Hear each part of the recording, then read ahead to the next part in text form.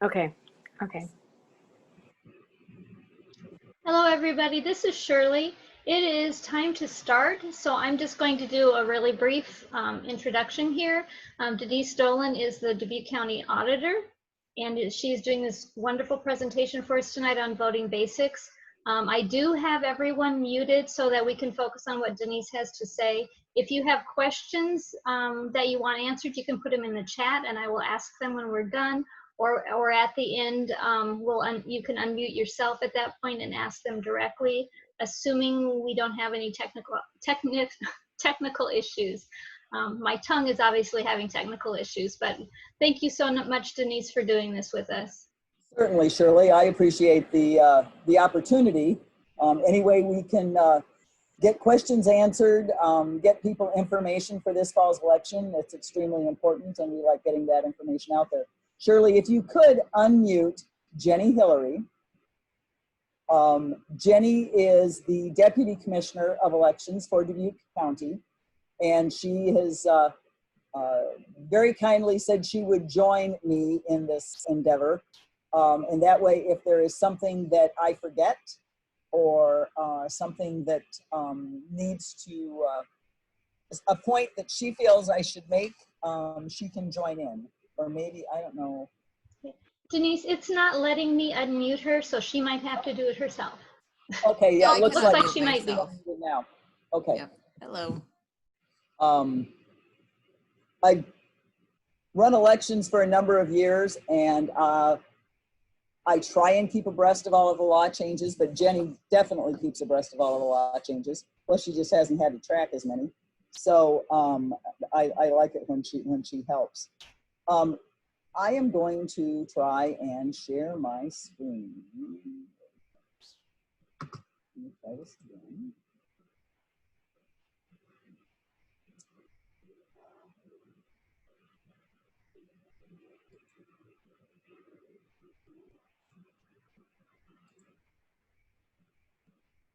Is it not going to let me share my screen? There it is. Okay. I just have to pick the right thing. I'm sorry. There. Considering that everyone is Zooming, I am starting from the basis that everybody then has internet access. And so I'm going to kind of take a tour of the Dubuque County elections part of the Dubuque County website so that you can see where the information is if someone wants to access it on their own.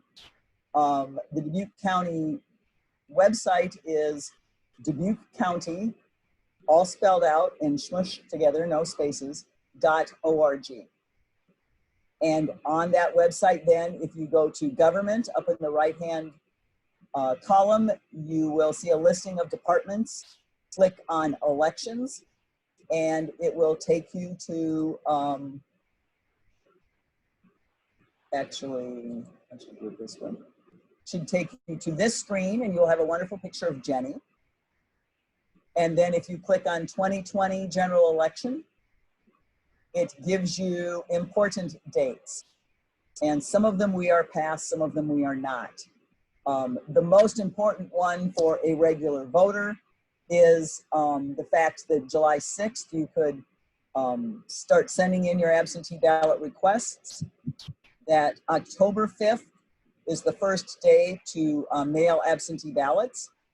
And it is also the first day that a person could come to the annex or the courthouse to cast their ballot in person. October 19th, for those people who are not currently registered to vote, the worry-free postmark for mailing those registration forms to the elections office is Monday, October 19th. The pre-registration deadline is Saturday, October 24th at 5 o'clock in the afternoon. The elections office will be open that day from 8 to 5 for people to turn in their registration forms, the voter registration forms, to turn in absentee ballot requests. In fact, that is the deadline for you to request an absentee ballot be mailed to you. And it's also a day when we will be open for voting in person. The next Saturday, October 31st, the annex and the courthouse will be open for in-person voting from 8 to 5. We will also be open until 5 o'clock on, normally our hours are from 8 to 4:30. Excuse me. We will be open the day before the election, November 2nd, until 5 o'clock for people to come in and vote in person. And also, and that will be both at the annex and at the courthouse. The annex is at 75 Locust Street, right down by the bridge in Dubuque. And for those people who need to complete or fix affidavits, which I will explain what that is later, they have until 5 o'clock that day. Then November 3rd, we are open from 7, the polls, excuse me, are open from 7 to 9 that day. And if you have not gotten your ballot in the mail by then, actually by Monday, November 2nd, then you would need to bring your ballot to us in the election office in the courthouse by the 9 p.m. close of the polls. Anyone who puts their ballot in the mail by November 2nd, if it doesn't get to us by election day, you have until Monday, November 9th for that ballot to arrive in our office to be counted. And I will go over some verification we do on those ballots a little later. The canvass of votes can be held either on Monday, November 9th or Tuesday, the 10th. And Jenny, in preparing the canvass, may want to take it to the 10th. And then if for some reason there would be a race where someone wants to request a recount, that deadline is on November 12th, on Thursday at 5 o'clock. So on our website also, you have a section here for register to vote. It takes you through all of the prerequisites to register. To be eligible to register, you need to be a US citizen, a resident of Iowa, and at least 17 years old. You can register at 17, but your birthday has to be on election day or before. You can print the application, which, click back here a minute.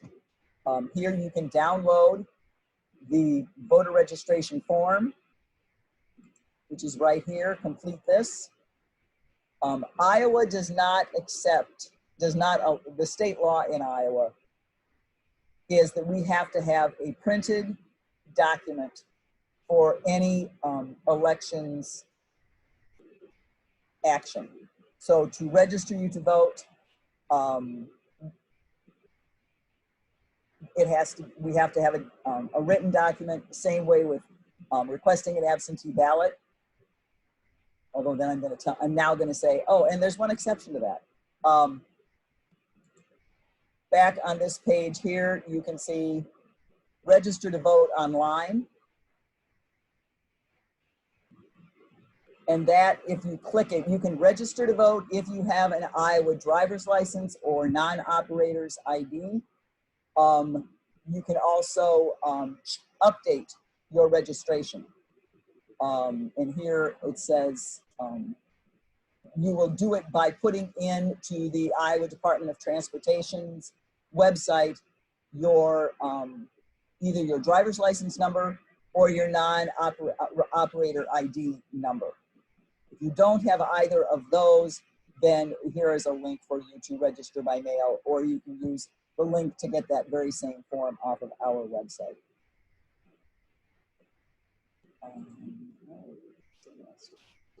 I had some stuff bookmarked, and all of my bookmarks are hiding behind the Zoom section. Okay, I will punt and do it this way.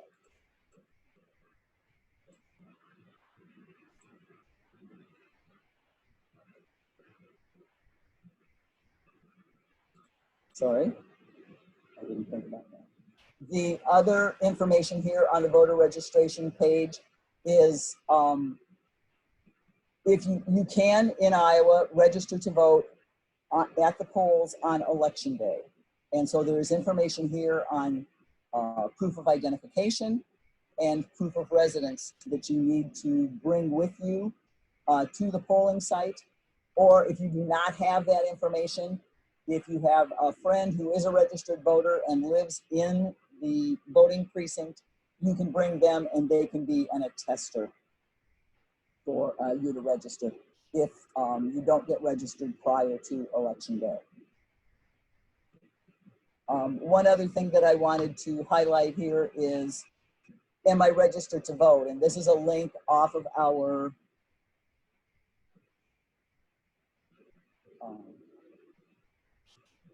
right here on the voter registration page. It says, verify that you are registered to vote.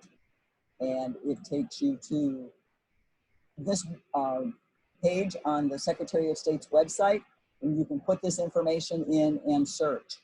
Just be aware, if you go by Jay, but your given name is James and you possibly registered as James, you would want to do that in the first, use your formal first name.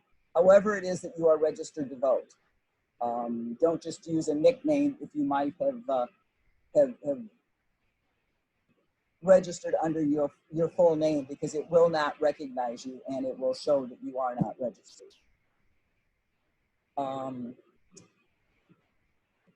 Next thing I wanted to cover was absentee voting, and that is another section of our webpage. And in bright notes here, Iowa law says that we cannot mail you your ballot until 29 days before the election. So although we have gotten plenty of requests already and we will be getting more, none of those ballots will be mailed until October 5th. If you have not gotten an absentee ballot request form in the mail, you can get one here just by clicking that link. You can actually fill this in online, but you do need to print it and mail it to us. We cannot accept it if you were to email it to us. One of the things that people have been getting confused about that I want to highlight here is this section where it says Iowa driver's license or non-operator ID. And you would put that number there. If you do not have either one of those, so here it says or, then a 4-digit voter PIN. And we've been getting quite a few phone calls, people asking, I don't know what my PIN number is, not paying attention to the fact that this is an or situation. If you do not have either an Iowa driver's license or a non-operator ID, you were most probably sent a voter identification card with a PIN number on it, but in a lot of cases people lose those documents because it was originally sent out 4 or 5 years ago. So if you need to verify your PIN because you do not have one of the other forms of identification, you can call our office 563-589-4457 and we can get that PIN for you.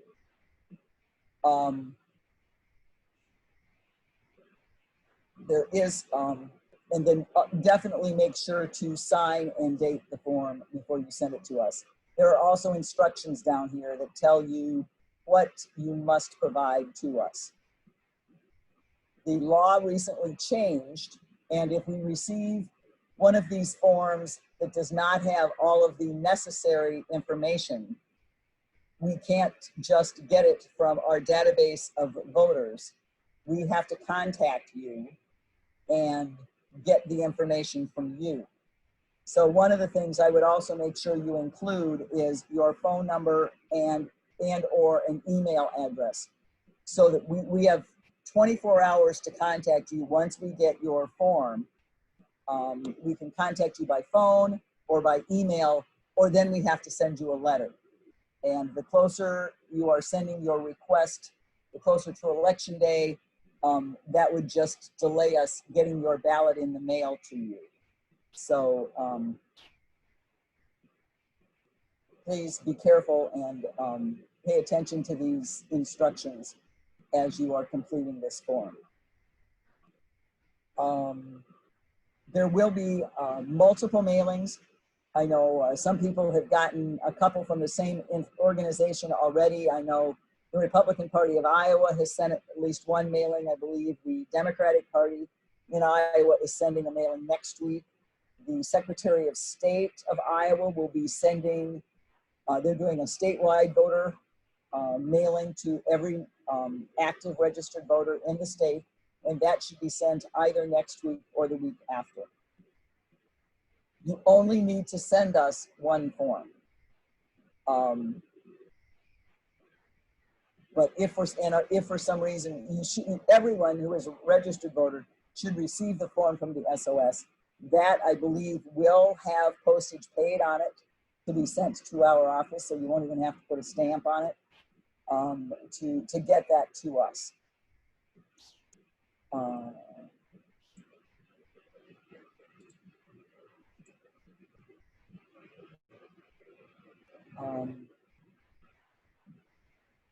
Trying to look at my notes here to see. Okay, I talked about the PIN. My suggestion would be to get that to us early. They're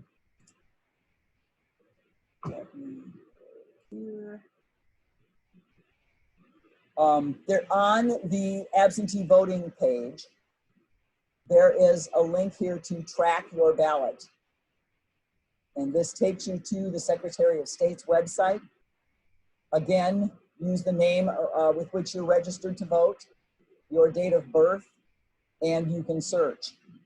Now, prior to the 5th of October, you can search to see if we have received your absentee ballot request form.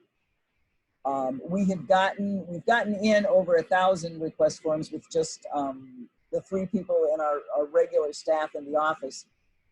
We have received plenty of forms that have not we've not been able to get in yet. We do hire temporary employees who come in and help us with the election.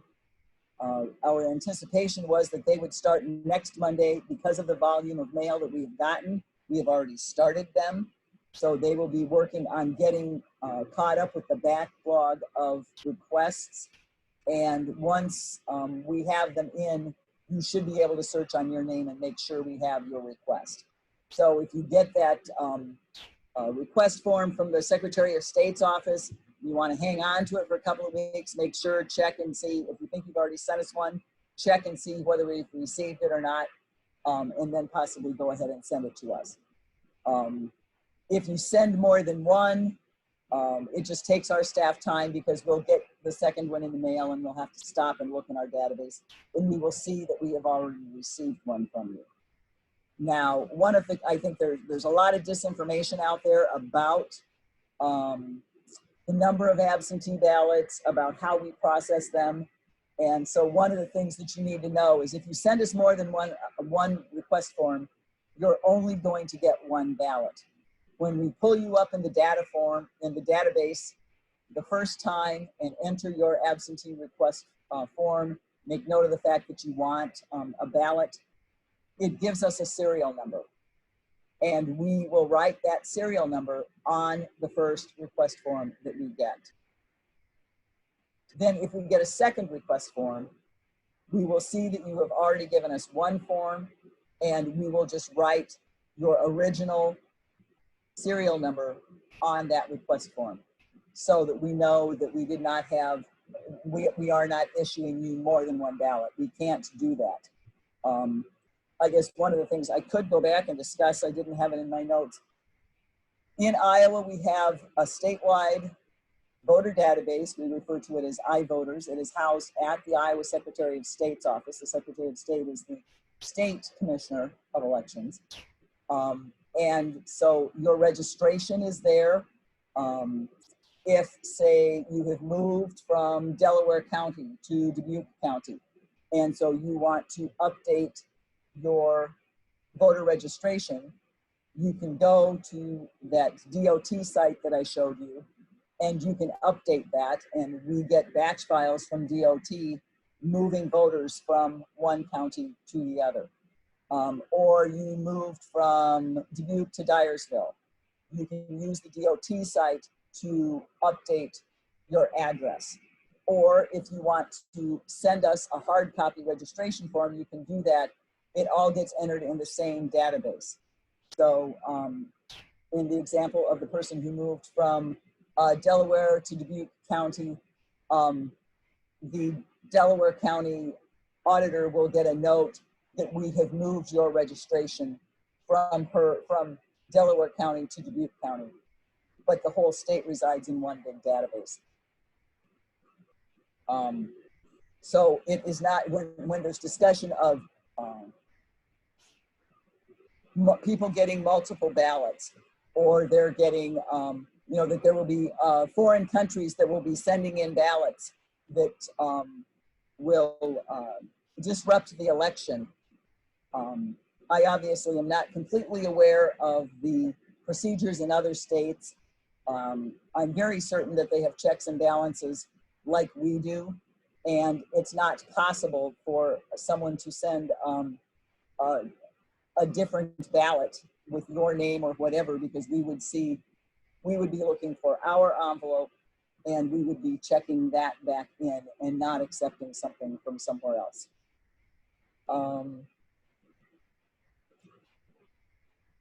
One of the questions, Shirley sent me some questions beforehand, and one of them was, if you can't decide whether you want to vote in person or vote by mail, what should you do? And we would suggest that you wait until closer to the election. As I said, the deadline for requesting a vote by mail ballot is the 24th of October. So you could get us a request form at that point in time. Then you might have a better feel, since we're only about 11 days out from the election, as to whether you want to go to the polls or vote by mail. The other option you have would be to vote in person absentee. And not only will we be open at the annex and the courthouse in Dubuque, we will have satellite voting sites. I know we'll be in Worthington, we will be in New Vienna and Holy Cross. We may do a voting site in Dyersville. Part of it depends on how many people we can find to help us run this election and serve as as precinct election officials, PEOs as we refer to them. If we have enough people, we may use them to do satellite voting so that people can go in their own town and cast their ballot before election day. I would, if you decide to vote by mail, I would encourage you to, once you get your ballot, once they're sent out October 5th, as soon as you get them sent back in. I think everybody is concerned about all of the discussions of the post office. And so send them back to us as soon as possible. And here, this is the site where once you send your ballot back, you can track as to whether we've received it. One thing I would note, do this.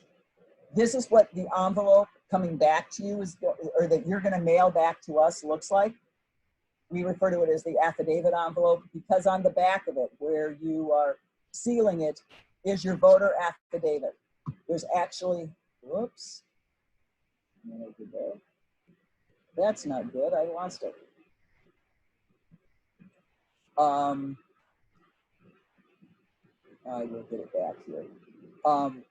The affidavit, we have to have your affidavit envelope signed to be able to count your ballot. One of the questions that we had gotten was how many ballots are thrown out and why, and what can you do to make sure that they are not thrown out.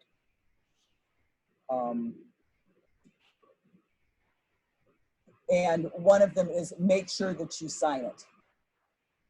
There will be a label right here that has your name on it. If you're a husband and wife and you both have ballots, please verify that you signed the envelope that has your name on it. You would not believe how many elections we have where the husband will sign the wife's envelope and the wife will sign the husband's envelope, and that invalidates both ballots. So when we get them in the office, we will end up calling you and asking you to come down to the annex where we would have your ballots, and we will have you sign new affidavit envelopes and put your ballots in the new envelopes. And so just to save you and us work, please make sure that you sign your ballot. Or not the ballot, excuse me, sign your affidavit envelope. One other thing that I want to point out. Denise, we can't see the affidavit envelope. Can't see the affidavit envelope. Okay, let me try this again. It's not, my screen sharing is paused. I don't know how to unpause it.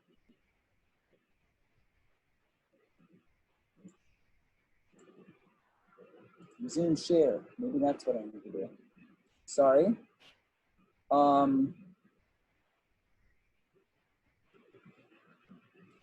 me try this again. Okay, that one. This is the one you couldn't see. Here's the affidavit envelope. I still can't see it. You can't see it because it shows that I'm sharing. Yeah, I'm still seeing your Iowa Secretary of State. Okay, well, let me page. try this. It's, for some reason, it's showing a pause share and a new share. So let me see if I start a new share, if that will let me do it. How's that? There you go. Yep, we can see it. Okay, thank you. Yeah, I guess I can't tell when you can't see it. So here's the affidavit, here's the back of the affidavit envelope. Obvious, I don't know why it keeps doing that. That's what it did the last time that got me in trouble. This is just nuts. I don't know why this is doing this. It's kicking me out of that, that affidavit envelope. On the back of the envelope, there's a place to sign, and there will also be your label. I can show you. Let's see if you can see this. How does this work? Do you see this? Yeah, we can see that front of the envelope. That one, okay. This is the front of the envelope. On the back of it is where you would be signing. I want to make note, this barcode down here, when you put it in the mail and it hits the post office, it is scanned and that code is read. And the post office has a database which we have access to, and we can check with this barcode when the ballot went in the mail. And so as we get down to election day, it needs to be postmarked on the day before the election. If you put it in the mail the day before, Sunday, Monday before the election,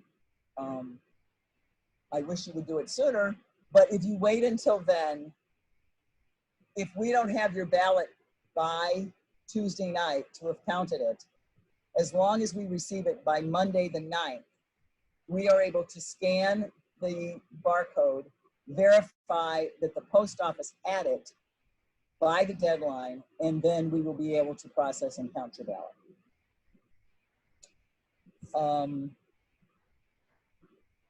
Also on these envelopes, we will pay for your postage to send the ballot back. So nobody should have a problem with not having postage, or the younger said who doesn't know what a stamp is, they don't need a stamp to send them to us.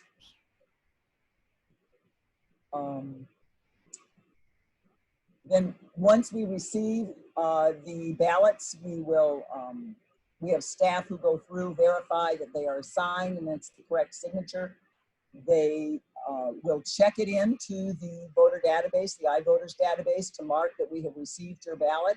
And that is how on the Secretary of State's site, you will see that we have it in hand.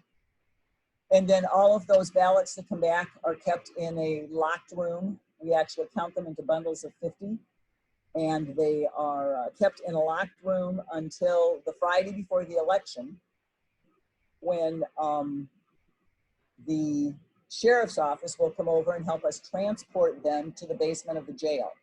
And we actually process all of the absentee ballots in the basement of the jail. We have teams of voters. Democrat and Republican teams will probably have 15 to 20 teams. And a Democrat and Republican will sit down and they will take a bundle of 50 ballots. We will go through, verify that they are all signed, that the affidavit envelope is signed. And then they will open the envelopes together as a team. And they take the envelopes and they put them in one stack, and they take the folded ballot and they put them in another stack. And so I think one of the questions that we received was that voting is supposed to be confidential. It's supposed to be a secret ballot. How do we know that someone isn't looking at your ballot? They say, oh, this is so-and-so's ballot, I'm gonna look at it. Well, they aren't doing it on their own. They're doing it with a team, and that is not allowed. You know, their team member is gonna say, no, you can't look at somebody's ballot. And besides the number of ballots that we are going to have to process this year, because of the increase we are seeing in absentee ballots, there won't be time for anybody to stop and look at a ballot. And then once they get the ballots separated from the envelopes, they open those ballots up, flatten them out, and then we have scanners that are based with the same software off of the machines that you would scan your ballot at the polling site, and those scanners tabulate all of the votes for us. As of right now, we can start the process of processing absentee ballots on Monday morning, the day before the election, and we have to have them all counted by 10 o'clock on Tuesday night. We are hoping that the Secretary of State and the Legislative Council will allow us to at least start opening ballots on Saturday, just because we are anticipating having more. I think that in all the previous elections, the largest number of absentee ballots that we've processed is about 22,000. We are anticipating having 35 to 40,000 ballots. So we are going to need extra time, but we would just be allowed to open the ballots, which actually is the most time-consuming part. We would not be able to start tabulating them until Monday.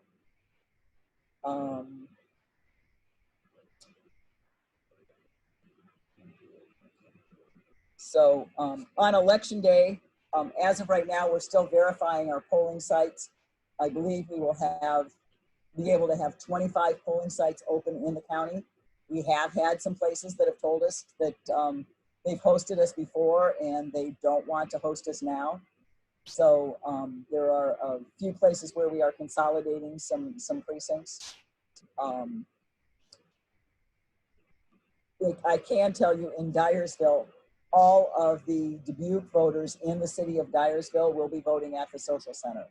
Previously, we have had a voting site at Beckman High School, and I think there were some people from out in the townships and in Worthington who voted at Beckman High School, and that polling place is also being consolidated in with the social center. So everybody will just have one place to go. Hopefully that makes it easier for people.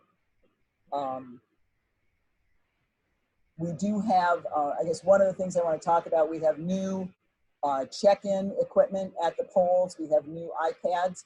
Those of you who voted in person in the primary or last fall at the city and school elections saw our new poll pads.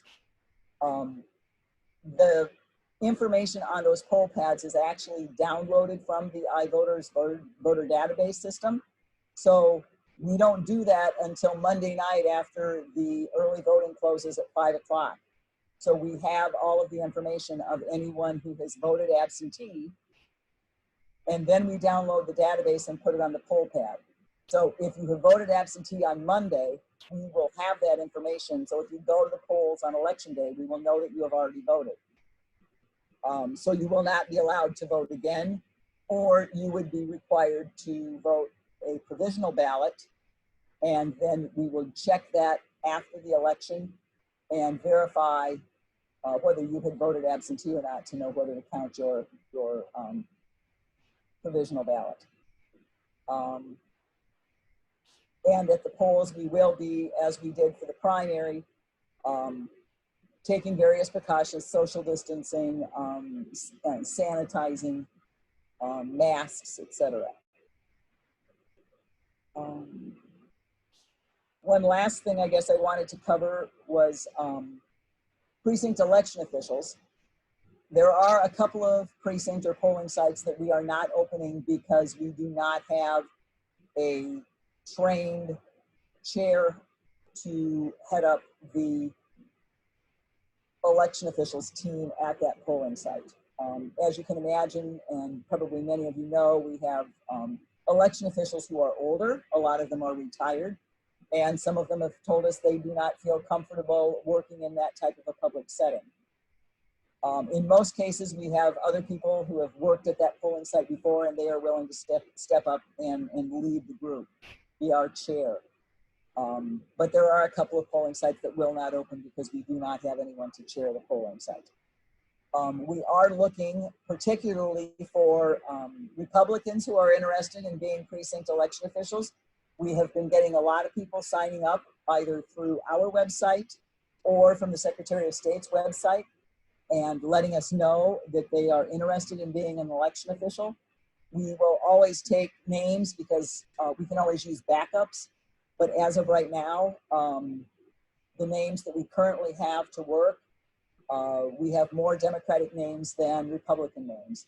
And we are required to have at the polling site party balanced election officials. So I can have if I have 5 people at a site, I can have no more than 3 Democrats and 2 Republicans, or 3 Republicans and 2 Democrats. Again, the way that we work to safeguard our election.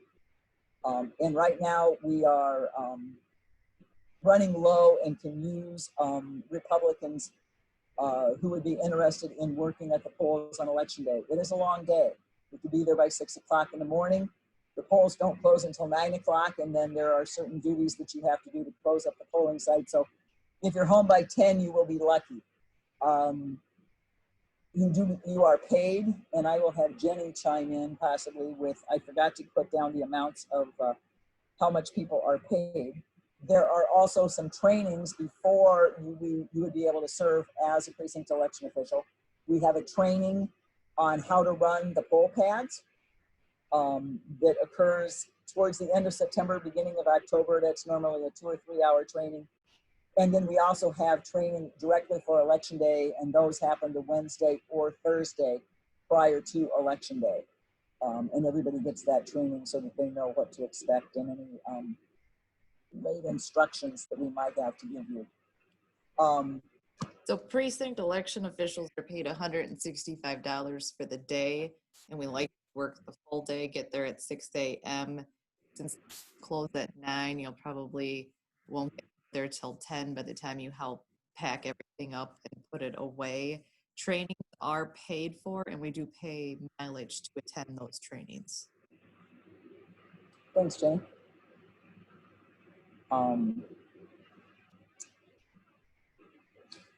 Let me look and see if I got all of my notes, and then some of the questions. I guess I can go through these questions, or I'll look at them and see whether I've answered them. One of the questions was, what is the difference between voting by mail and voting absentee? In Iowa, there is no difference. We have referred to it as absentee for years.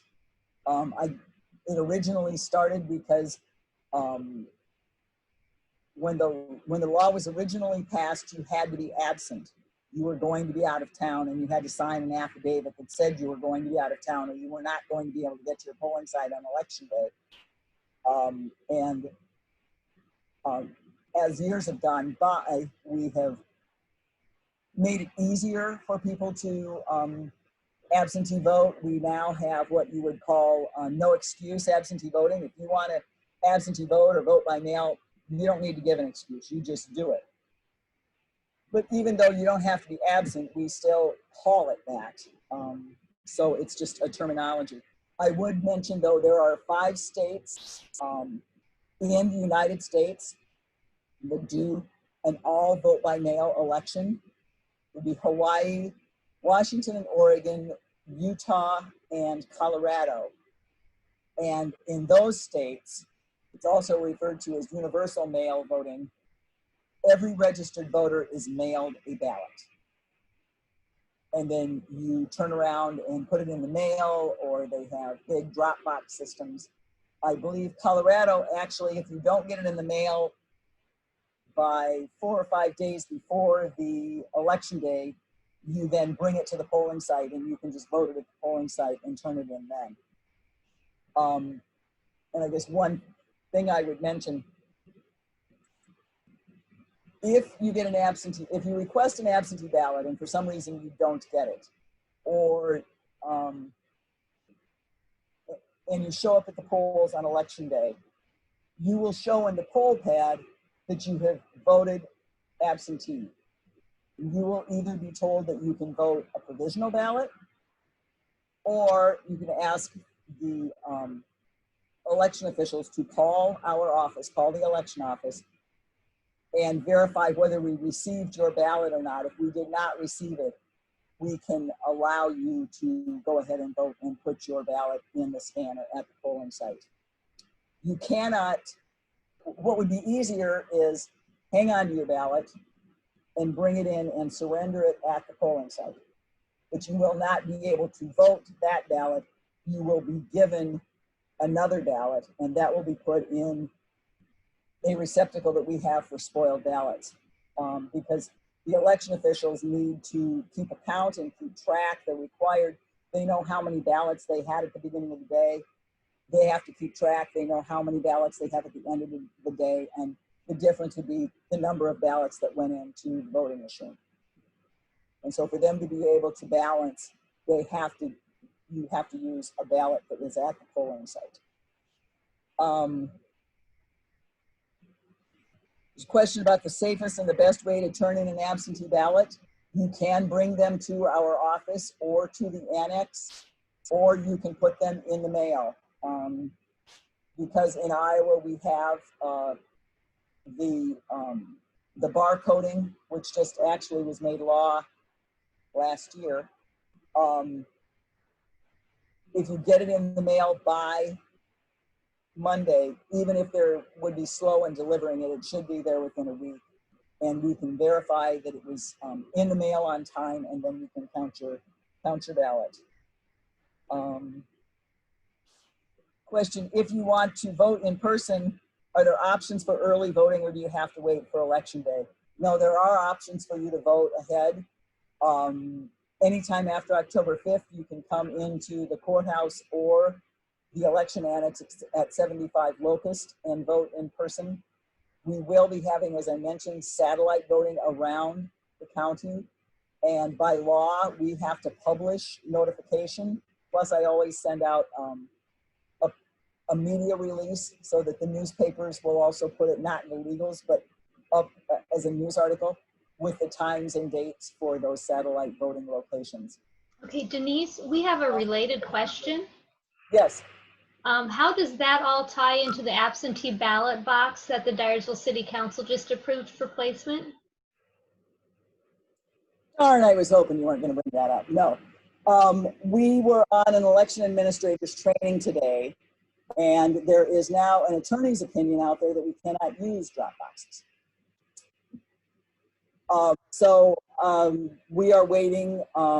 We've contacted some legislators. We've also contacted the Attorney General's office because that opinion did not come from the Attorney General. And the Code of Iowa chapter that they are citing does not say whether it does not specifically allow drop boxes. So there's an attorney who is saying you can't use them because it doesn't say that they are allowed. Some of the rest of us are saying, well, it doesn't say that they're disallowed. We have them. A lot of counties used them in the primary. Why the change in the interpretation now? It's up in the air. My hope is, since I just spent money on new drop boxes, one of which is supposed to go in Dyersville and one which will go in Piasta, my hope is I can use them. because the very strict interpretation that we were given today means that we would not even be able to use the 2 drop boxes at the courthouse, one of which is literally built into the front of the building. More to be seen on that one, Shirley. My hope is that we will be able to use them. And in that case, yes, then people can take them and put them in the drop box besides having to bring them in or put them in the mail. But that was a kink put into our election administration today. So we are waiting to see, and I will, as things keep happening here, I will be sending media releases out, and I always include the Dyersville and Cascade papers along with the Telegraph Herald and the radio stations, so that hopefully you'll have the information there. The other thing with the early voting, we do put, Jenny, correct me if I'm wrong, but we put that information on our website. Yeah, we will. And then we will also, once we get them finalized, we will have the polling locations on the website, and we will also have sample ballots once those are available, probably mid-September. We'll have the sample ballots available, and we will post those to the website so that you can go on the website, click on your polling location, and look at the ballot and see what's on it and get familiar with it before you get your ballot. One of the things, see if I can share this. We will, for all the people whose polling site has changed, like those people who have been voting at Beckman and will now be going to the social center, we are required to send you notifications, so you will get something. This is a postcard that we sent out in the primary, but you will get something like this. I don't know if Jenny will pick bright orange like this one, but some bright color so that when it comes in your mail, you can keep an eye out for it, and it will tell you where your polling location is.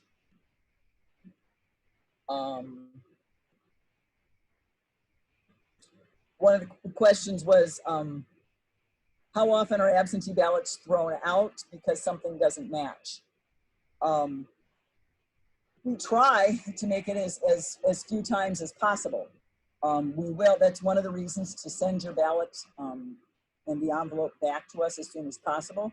We will check it into the database and verify that the signature is correct. If there would be some reason that we are not going to be able to honor your ballot, you will receive a call or a letter from my office notifying you of this. And you have until 5 o'clock the night before the election to get that rectified and get it fixed, because we want every voter's ballot to count. And we will work with you, to figure out a way for you to come in and sign another affidavit envelope if we have to, or spoil the ballot that you sent in and send a duplicate ballot so that we can get it correct, so that your vote will count, because that's the reason we do all of this.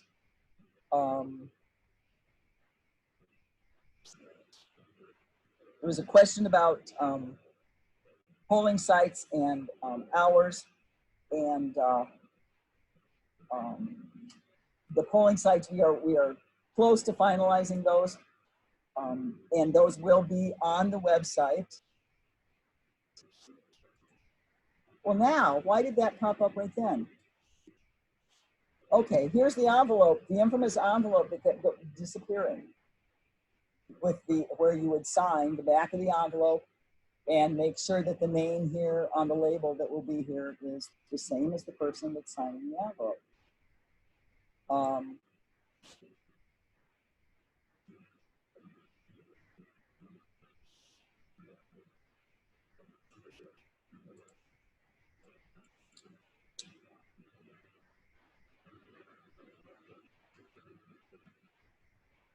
Right here is a section, election places, your polling sites.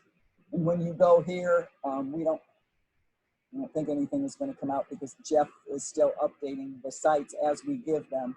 And once we get them finalized, they will be here and will actually be on a map so that you can see if you're not familiar with where the polling site is, you can see exactly where it is, and it will give you directions. And then one of the final questions was about the drop boxes. Right now, we're up in the air as to whether we can have the drop boxes. This would be the first election for which we have used drop boxes, so we are still working on our protocol as to exactly how the ballots are going to be picked up and brought into the city to be brought into the annex to be processed. And we kind of put figuring those procedures out on hold this afternoon when we found out that we may not be able to use them. So hopefully I answered everybody's questions. Looks like we've got a few minutes here. Hopefully I didn't drone on too much and bore everybody. Everybody's still awake out there. Are there other questions? Something that I didn't cover, something that I didn't explain fully?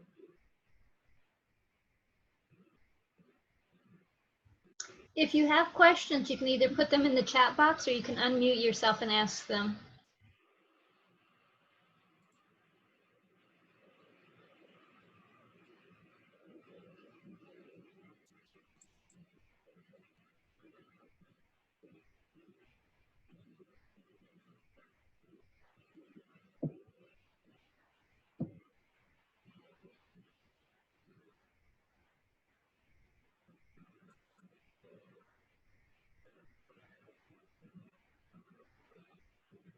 So I think the one thing that is probably going to be confusing for people is you can already send in your absentee ballot request now, but just to keep in mind, we cannot mail those ballots until October 5th. There's 29 days. So, and they are considered priority mail for the post office. So I'm sure as soon as they get them, they will work on getting them out and into everybody's hands. That is why we have the, here, I have a quick question. I checked on the Secretary of State's to see if my absentee ballot had been at least received. I sent it in early July, almost right away, and right now it's not showing that it has been received. I'm guessing there's just a backlog of processing those. Correct. That plus the fact that we have a couple more steps to do in, we have not certified our ballots. We have not received the certification from the Secretary of State regarding the presidential candidates, the congressional candidates, the state candidates. We actually will not receive that until the 31st of August, partially because the Republican convention is not until next week, and President Trump has not been, his nomination for the Republican ballot is not ratified until next week. And so part of it is we have to wait until we get far enough in our election administrative steps for those to show up. I would check. Jenny, what do you think? Mid-September? I missed the first part of that. Did you say your ballot request? She checked on the Secretary of State site and the ballot request is not showing. And that, if you sent it in at the beginning of July, we couldn't accept the request forms till July 6th. So I'm also wondering, any of the request forms we received before July 6th, we would have sent back with a notice to voters stating that we can't accept them till July 6th. No, I think it's one of those that came in, but is still sitting in that pile of mail that the temporary workers are working on. Well, actually, I'm Delaware County, so probably that's another something else. Oh, then you'd have to call Delaware County. The Secretary of State, yeah, I don't know where Carla is on setting up her ballot rotations, et cetera. We'll blame Delaware County on that. How's that? Okay, yeah. I don't know when she's starting to process stuff. She doesn't. I don't know that they let her hire additional staff people. I hope so. but I don't know. Okay, Denise, we have another question in the chat. It says, if we take our ballot to your office, and who do we hand it to? Is there a person behind the desk? How should we handle that? Yes, in the elections, just straight inside the door. If you walk straight inside our office, come in the door, go straight ahead, you're right in the elections area, and any one of the election staff that are right there will be able to take your ballot.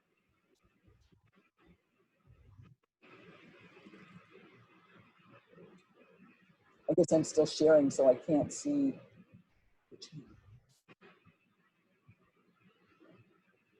Oh, there's some other tabs.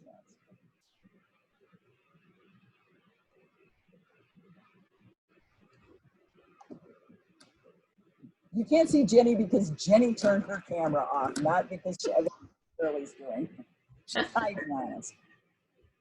There she is.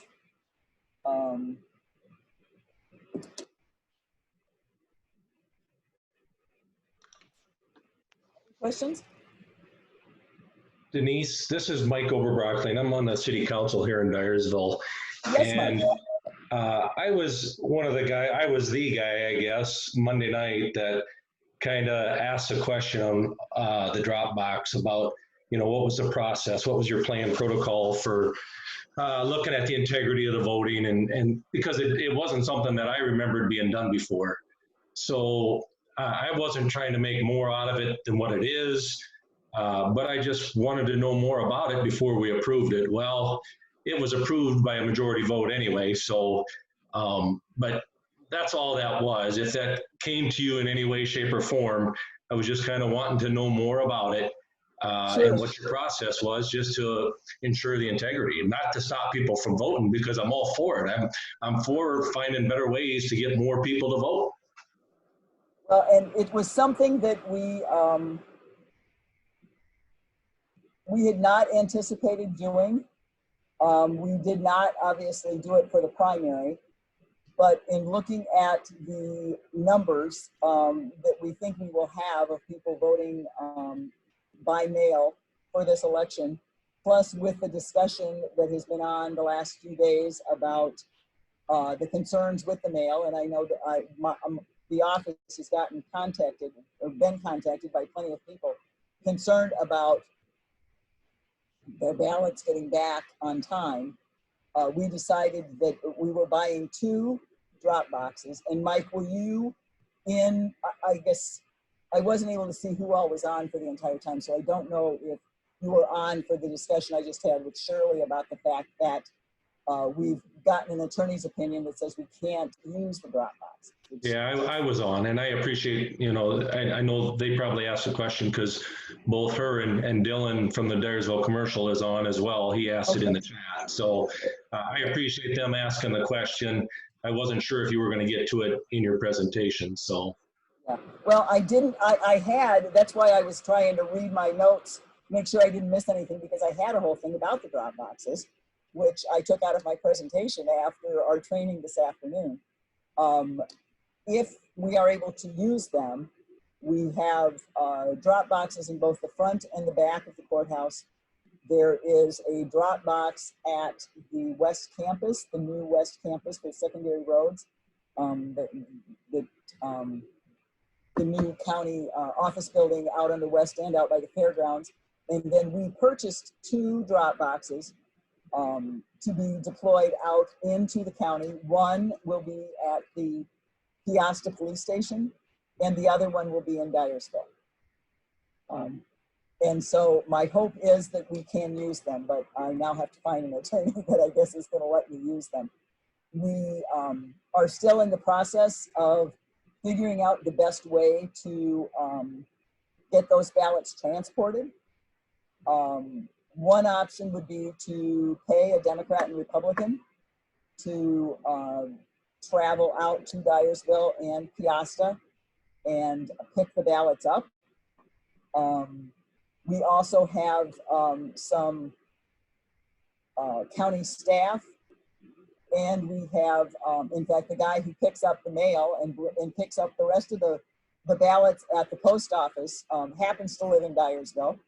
And he is there, and or we have a couple of deputy sheriffs on the west end of the county. And one of the options we are considering is we have some metal ballot boxes, and we are only putting the drop boxes where we have video cameras so that we can see what is happening with them.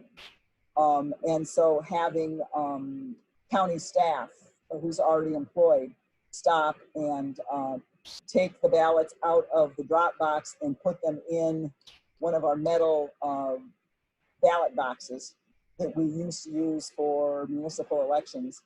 And then they would, that would be padlocked and sealed, and then they would be brought down to the annex to be processed.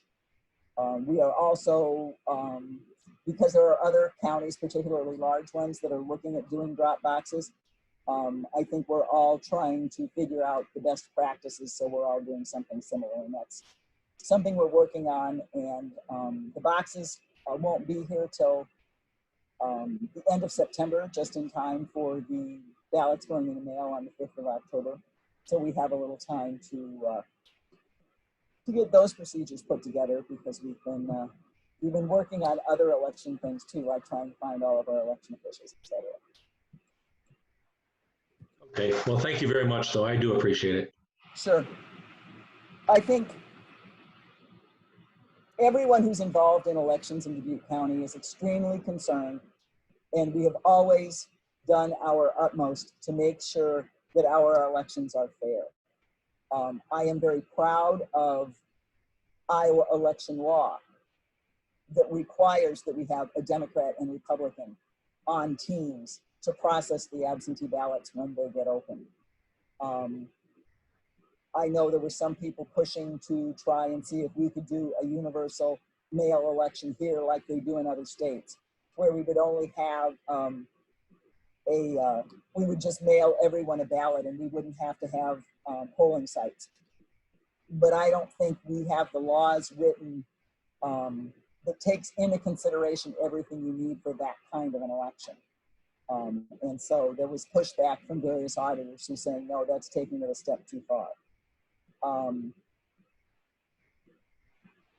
Would I won't, obviously I'm retiring this year, so I won't get to see it. Would I, at some point in time, hope that Jenny, as she works in election administration, will be able to administer an election that is either all mail or all polling site? We know we're never going to get rid of absentees. It's just extremely tough to administer essentially two types of elections. But we try our hardest, and I'm very proud of the fact that I think people in Dubuque County think that we run fair elections, that we have never had our elections questioned. I guess one of the things I didn't bring up is after the election, we have an audit.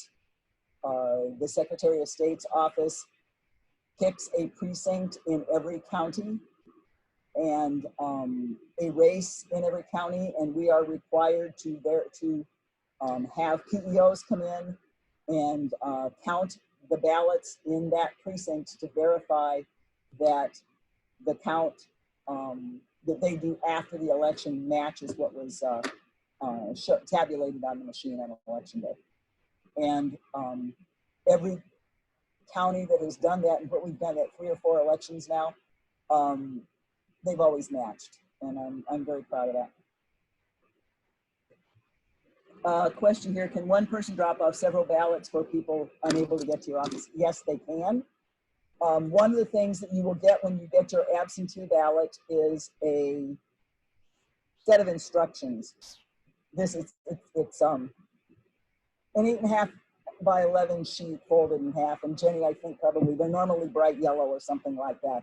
This gives you, this is a little bad because this obviously isn't folded.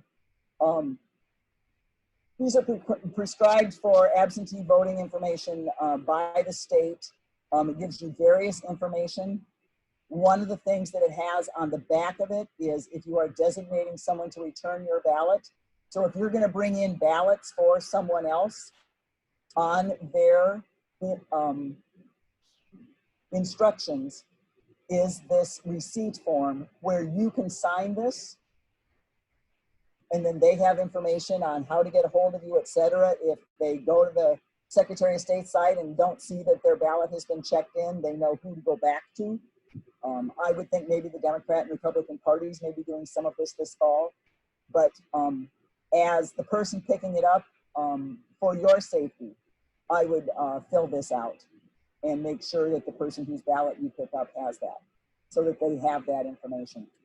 But it wouldn't surprise me if we see some of the political parties offering to bring ballots back down for people if they're concerned. Did I get all of the other questions?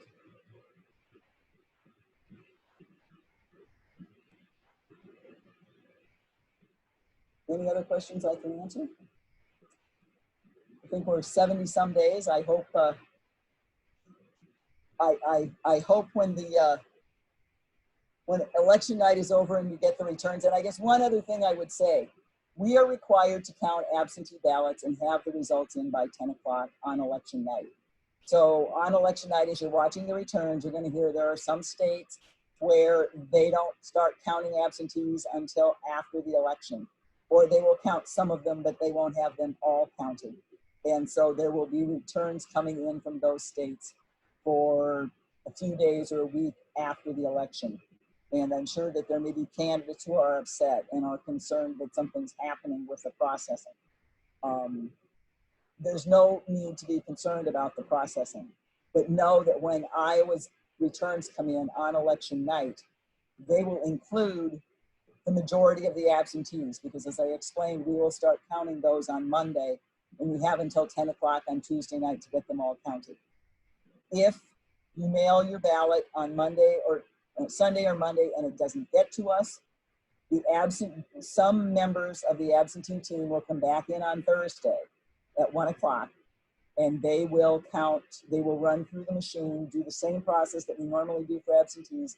They will process late arriving absentees. They will go through the provisional ballots and find out if someone had to vote a provisional ballot, maybe they couldn't find their absentee to turn it in, and so they voted an absentee ballot. We will be able to verify, did we get an absentee ballot from them? If we did not, then we would count the provisional ballot. And so those people will meet on Thursday, and depending on the number of late arriving absentees, they may meet again on Monday. And then on Tuesday, most probably Jenny will meet with the Board of Supervisors, and the supervisors will canvass the election. And that will declare the winners for local races, including all of the county races. The legislative races, we then send results to Des Moines, and those are all compiled there, particularly for the races that cross county lines, and for Congress and those. So we're not done on election, the day after the election, but we're hoping that the majority of it's done. Please contact us. You can find our emails on our website, again, dubuquecounty.org. If you have questions, give us a call. I guess I should have had a screen for emails and phone numbers. I wasn't thinking of that. But don't hesitate to contact us, or if you run across other people who have questions, please direct them to this video. I guess it's going to be up in 2 or 3 different places, and anything we can do to answer people's questions and make sure that they have confidence in this election, we will do. Thank you very much for participating. I guess I'm over time, sorry. Thank you, excellent presentation. Thank you very much. It was excellent. Good, thank you. Thank you. Thanks for your time, ladies. Sure. Thanks, Denise. Good night, thanks. Good night. I'm going to end this now. So goodbye, everybody. Bye, Shirley, thanks. Thanks, Shirley.